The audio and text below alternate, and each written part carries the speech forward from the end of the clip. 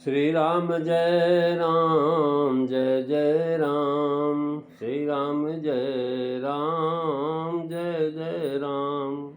श्री राम जय राम जय जय राम। श्री राम जय राम जय जय राम। बोली सियावर रामचंद्र भगवान की जय। वृंदावन बिहारी लाल की जय। उमापति महादेव की जय। पवन सुत हनुमान की जय। सब संतन की जय, सब भक्तन की जय। सच्चियाँ जोता वाली माता तेरी सदा ही जय। बोल सनातन धर्म की जय। सदगुरुदेव महाराज की जय। नमो पार्वती पते हर हर महादेव। आदरणीय श्रोतागणों, मानस चिंतन चैनल पर आप सभी का स्वागत है। पिछली चर्चा में आप विश्वामित्र के साथ मुनियों का संगम साथ बैठे हुए सारे मुनि समूह और भगवान श्री राम लक्ष्मण का जनकपुर में प्रवेश की चर्चा सुन रहे थे। पहले चारों ओर की पुष्पाटिका बाग बनात की अत्यंत शोभा कही, फिर पुर की महिमा कही, जिसे देखकर के श्री राम लक्ष्मण जी बहुत प्रसन्न हुए। फिर उससे विशेष जनक जी के महाराज के महल का वर्णन हुआ और उस मनत के महल का महाराज आगे बता रहे हैं, नन्मास का पृथक भवन नहीं हो सकता। कहा जाता कि बाणासुर की कन्या उषा को छोड़ करके किसी अन्य राजकन्या का पृथक सदन नहीं था, लेकिन सीता जी के लिए एक अलग बनाया हुआ था। यद्यपि सीता जी उसमें रहती नहीं थी और जो है श्रीनिवास सुंदर सदन उसका नाम था, सुंदर सदन।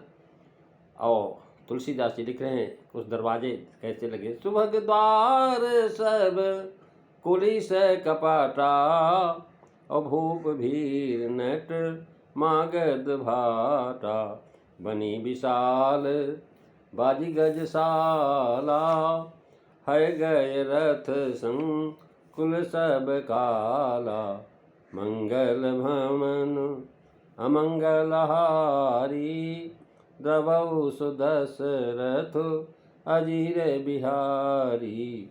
श्री राम जय राम जय जय राम। श्री राम जय राम जय जय राम। महाराज बता रहे हैं सब दरवाजे सुंदर हैं, सब में वज्र के यानी हीरे के जड़े हुए किवाड़ लगे। सूरवीर मंत्री सभी हैं, वज्र के समान दृढ़ किवाड़े हैं और जो है देखिए संकुल परिपूर्ण है। द्वार पर राजाओं, नटों, मागधों और भाटों की भीड़ लगी रहती है। घोड़े और हाथियों के रहने की बड़ी विशाल शालाएँ हैं, गजशाला, बाजशाला और घुड़सवार, ये सब वहाँ पर बनी हुई है।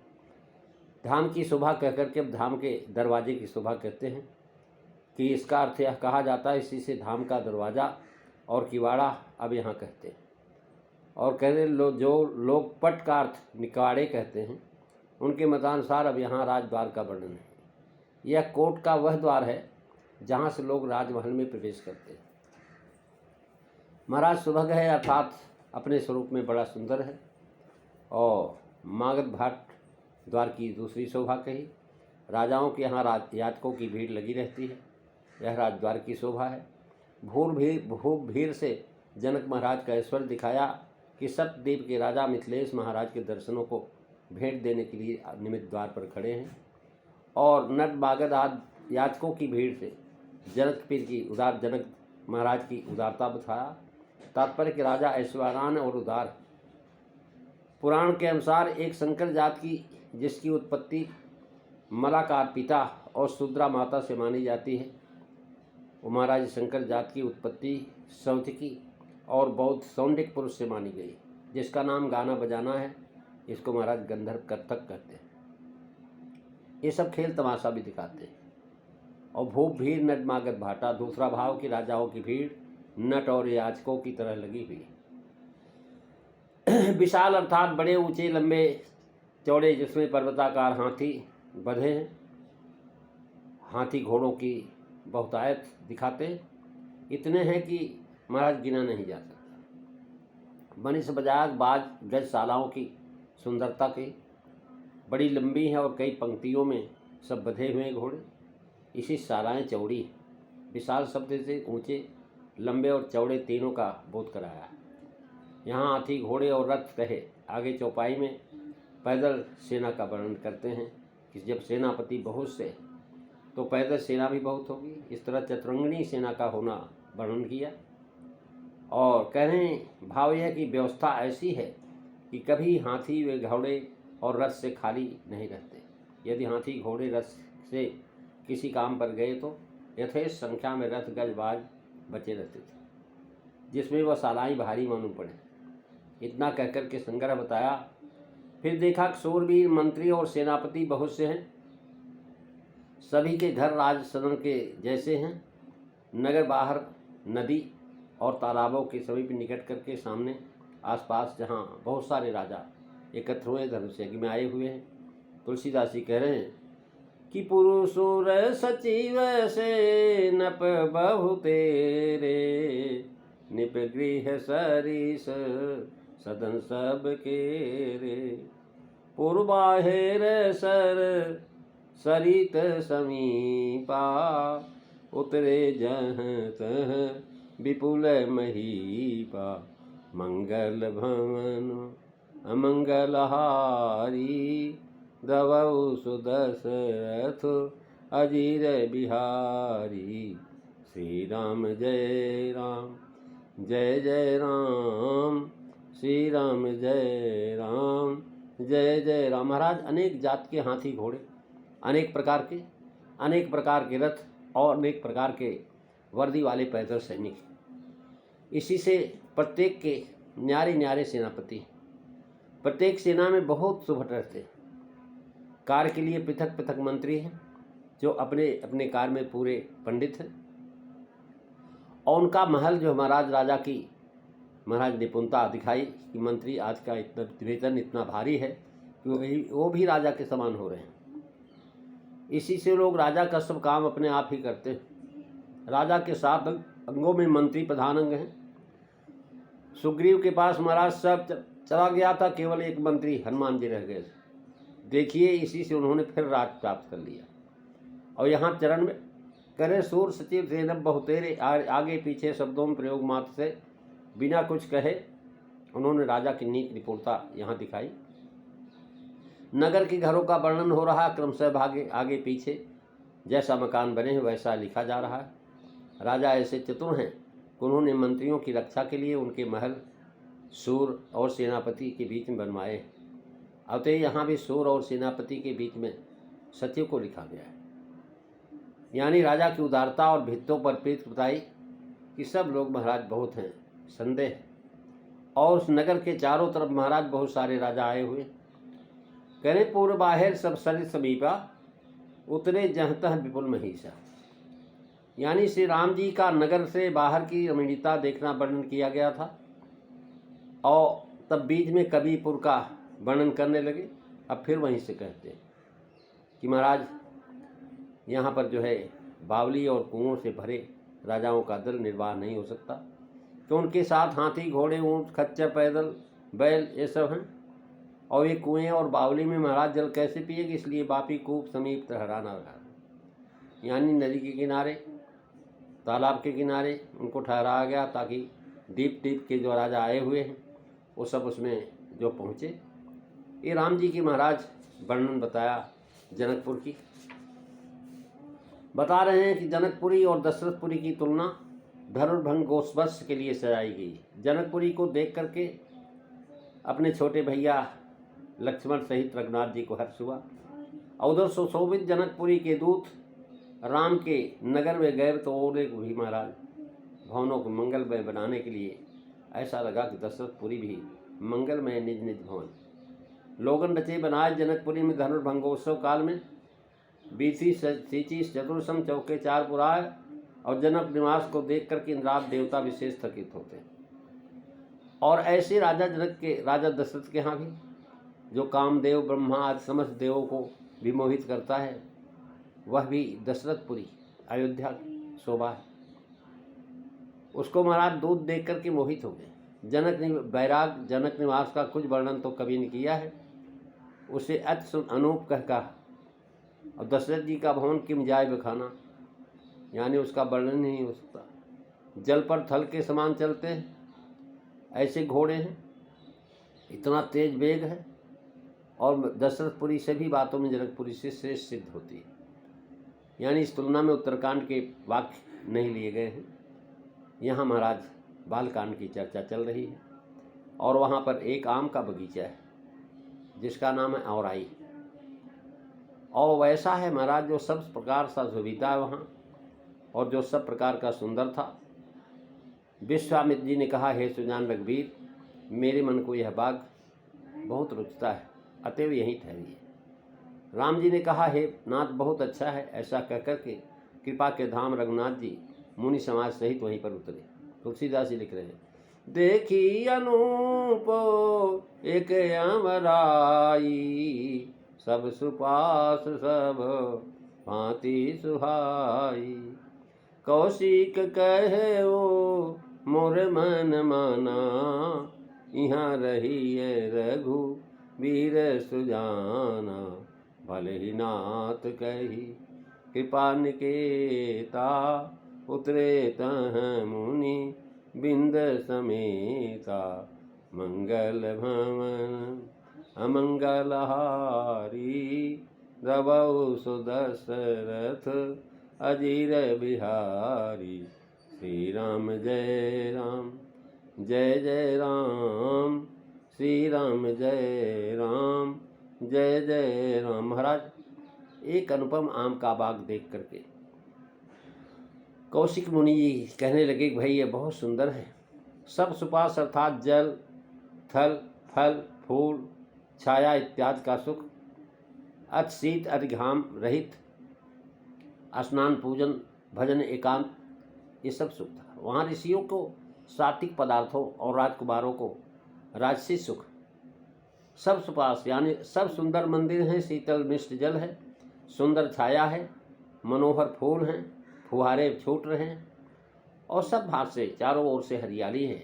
निकट कोई मार्ग नहीं, इससे धूल महाराज है ही नहीं, सुरक्षित। किसी का डेरा निकट नहीं, इसलिए ऊंचे शब्द से मलिनता रहती। नगर में न तो अत्यंत निकट है और न महाराज बहुत दूरी। ऐसा सुंदर वह आम का बगीचा। पतझड़ के ऋतु में अन्य वृक्षों में महाराज छाया नहीं रहती, परंतु अमराई में सदा छाया रहती है। यानी यहाँ जलाशय, मकान, वृक्ष, लता, स्वच्छता, बनाव, ये सब प्रकार सुंदर। इसी से अनूप कहा। टिकने का स्थान का भाव यह है कि श्री राम जी समस्त राजाओं में श्रेष्ठ है, इसी से विश्वामित्र जी सबसे श्रेष्ठ स्थान में टिके। इसी तरह राजा जनक ने इनको सबसे श्रेष्ठ समझ करके सब मंचों से ऊपर बैठाया था। तुलसीदास जी कह रहे हैं कि भगवान विश्वामित्र ने कहा कि कौशिक कहे वो मोर मन माना, यहाँ रहिए रघु वीर सुजाना। भले ही नाथ कही कृपा निकेता, उतरे तह मुनि बिंद समेता। मंगल भवन अमंगल हारी, रवौ सुदशरथ अजीर बिहारी।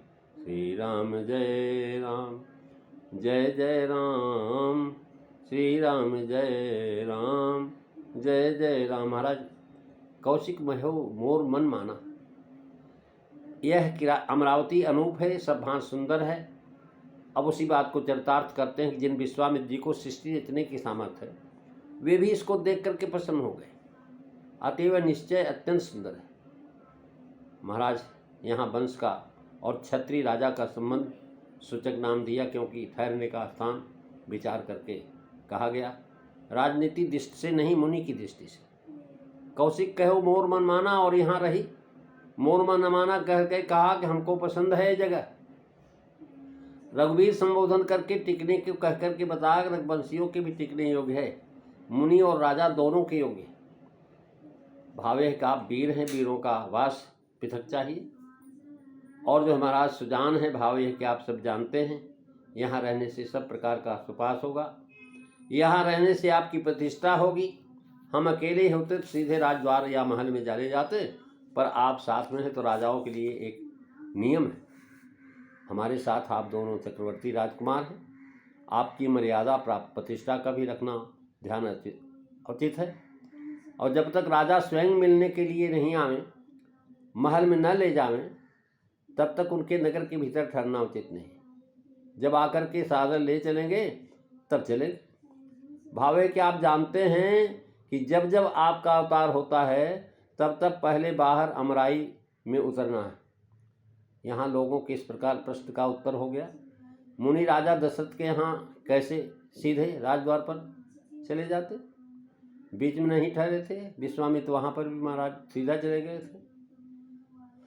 तो भले ही नाथ कह दीन दया कृपा निकेता, गुरु ने आज्ञा दी कि यहाँ रहिए। राम जी ने भला ही कह दिया, महाराज बहुत अच्छी बात प्रभु, आपकी आज्ञा से उद्धार किया। भले ही कह करके जनाया कि आप वह स्थान हमारे मन का है। भाव का आप स्वामी हैं, जैसी आपकी इच्छा। आप हमारे वंश की बड़ाई मान्यता रखना चाहते हैं, यह भी आपकी कृपा है। रघुवीर ने जो सम्मति दी वह इस हेतु से कि हमारे गुरु पिता के नाते आप स्वामी, और यथोचित सम्मान होना चाहिए, क्योंकि मुनियों पर कृपा करके यहाँ ठहरे हुए। और मुनि लोग सब थके प्यासे भूखे होंगे, यहाँ उनको सब प्रकार का सुपास होगा। महाराज कह रहे हैं कि वहाँ इस वर्णन में उपन्यास कला का बड़ा विकास। महाराज प्रश्न उठाया कि महाकाव्य कला विज्ञान के ठोकर से नैतिक, वैज्ञानिक इत्यादि अनेक रहस्यों को प्रकटीकरण किया है। महाराज प्रस्तावना गद्यात्मक और मस्तिष्कीय उधेड़ बुंज के कारण शुष्क है। नाटकीय कला की ओर विकास प्रारंभ होता है। याद रहे कि हमारे कवि केवल वार्ताएं नहीं लिखता है, बल्कि सारी प्रगतियों में इत्यादि का वर्णन भी करता है, जिसमें नाटक का सारा जो है दृश्यांकन हो जाए। विश्वामित्रो महामुनि आए, और समाचार मीठी लापति पाए। संग सचिव सुचि भूर भट, भूसुर बर गुर ज्ञाति। चले मिलन मुनि नाई कही, मुदित राव यही भान। मंगल भवन अमंगलहारी, दवौ सुदशरथ अजीर बिहारी। श्री राम जय राम, जय जय राम, श्री राम जय राम, जय जय राम। महाराज महामुनि विश्वामित्र जी आए हैं। यह समाचार, यह सूचना, खबर जो मिथिला के राजा जनक जी को मिला। पवित्र निष्कपट मंत्रियों को, निश्चल सच्चे बहुत से योद्धाओं, शेष वेद पाठी ब्राह्मणों, गुरु श्री सतानंद जी और अपने जात के श्रेष्ठ व वृद्ध लोगों को, कुटुंबियों को साथ में लेकर के और प्रसन्न होकर के इस प्रकार राजा मुनिशेष विश्वामित्र जी से मिलने को चले। महामुनि आए, भारी मुनि तो भारी तैयारी के साथ मिलने के जाना चाहिए, अतः भारी तैयारी किया। कितने अमराई के बागवानों ने बताया सूचना कि महाराज आकर के टिके हैं, ये वहाँ महाराज बता।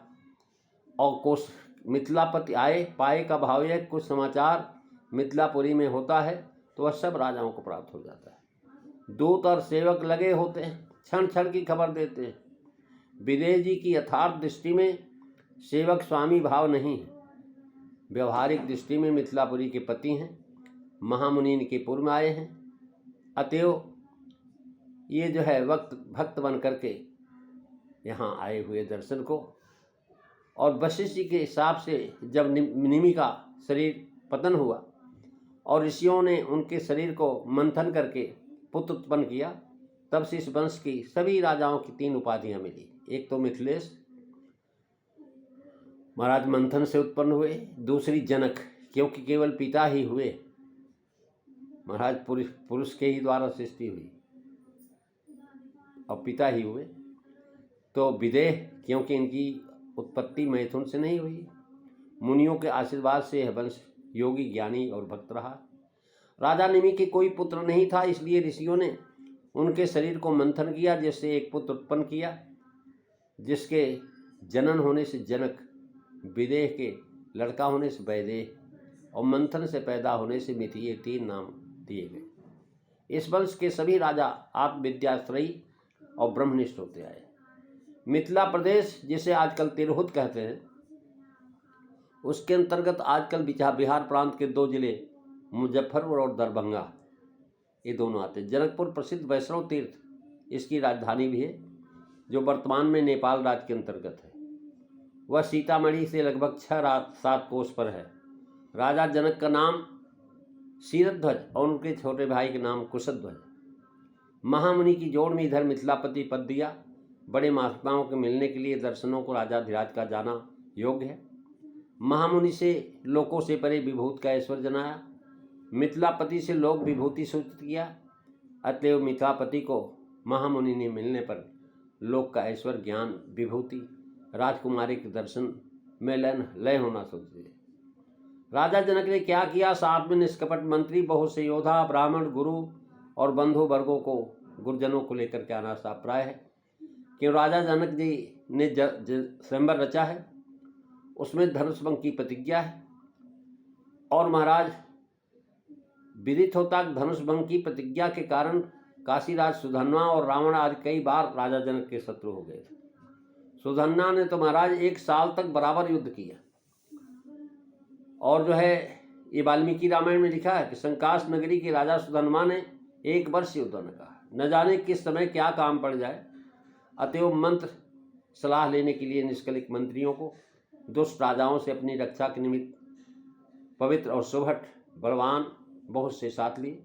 नगर के बाहर बहुत से राजा एकत्रित हुए हैं और जैसा प्रयोजन पड़े वहाँ वैसा कहें, इस विचार के साथ विश्वामित्र ऋषि हैं और श्री शतानंद जी गौतम ऋषि के पुत्र हैं। मुनि के साथ विप्र मंडली, ब्राह्मण आदि को साथ लेकर के दर्शन को गए हैं। राजा उनका आगमन सुनकर के बड़े प्रसन्न हुए। उनके आगमन को अपने बड़े भाग माना।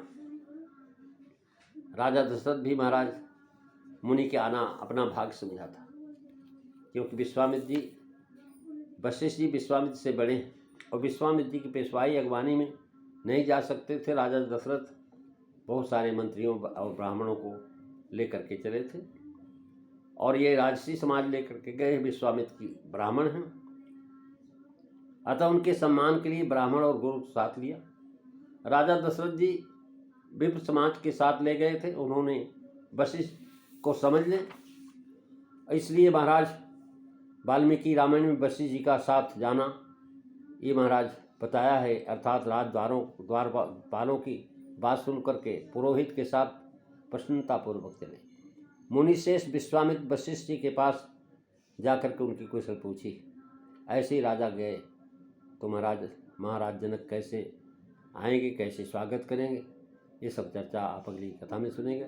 आज बस इतना ही। बोलिए सियावर रामचंद्र भगवान की जय। श्री राम जय राम, जय जय राम। श्री राम जय राम, जय जय राम।